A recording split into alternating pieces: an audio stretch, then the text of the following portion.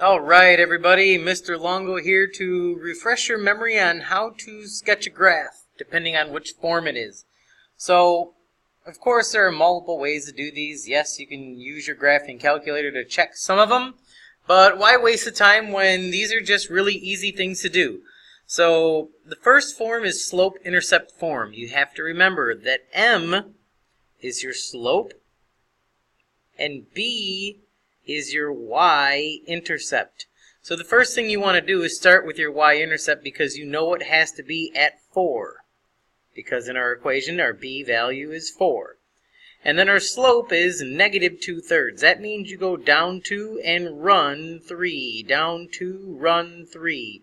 And it's just that simple. You can go up 2 and left 3 if you want.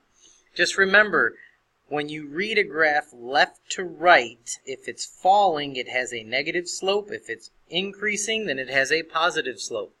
So this makes perfect sense, going down 2 over 3.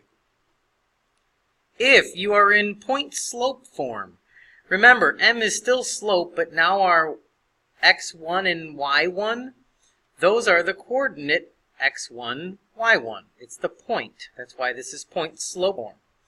So if we have a positive 3 after the y and a negative, remember this is opposite, our point would be a positive 5 comma negative 3. It's x1 comma y1. So for this, we're just going to start at 5, negative 3. And that's our point.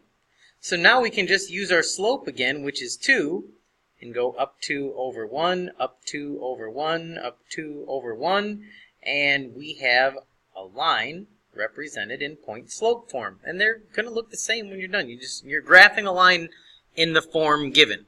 Now, you can, if you want to, distribute the 2 and subtract 3 and put this into slope-intercept form.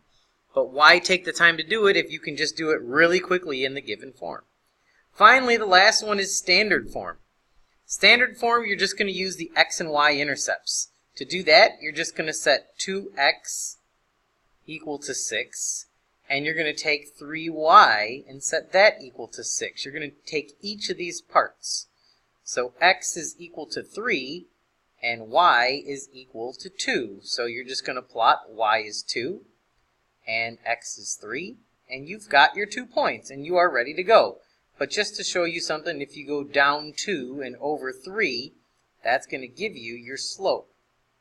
Now I just want to show you that if you were to put this into y equals mx plus b slope-intercept form, the first thing you would have done was subtract 2x from both sides.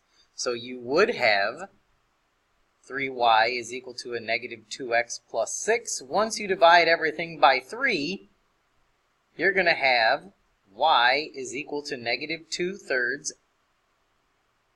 x plus 2. And that's exactly what we have here. So again, if you want to put things into slope-intercept form, you go right ahead, but there is absolutely no need to do so. And the last two are just a quick reminder on vertical and horizontal lines. So y equals, yes, I know the y-axis is vertical, but y equals is a horizontal line. Here's why. Y always has to be 3. So we can go to 2 comma 3. We can go to 7 comma 3. We can go to negative 10 comma 3. The y value is always 3, so that's why y equals is a horizontal line. Okay, not to be confused with the y-axis. So obviously, the x equals negative 2 is just the opposite. All values of x have to be 2, so you have negative 2 comma 0, negative 2 comma 8, negative 2 comma negative 4. It doesn't matter. As long as you know that the x value is always negative 2, you're going to have a vertical line perpendicular to the x-axis.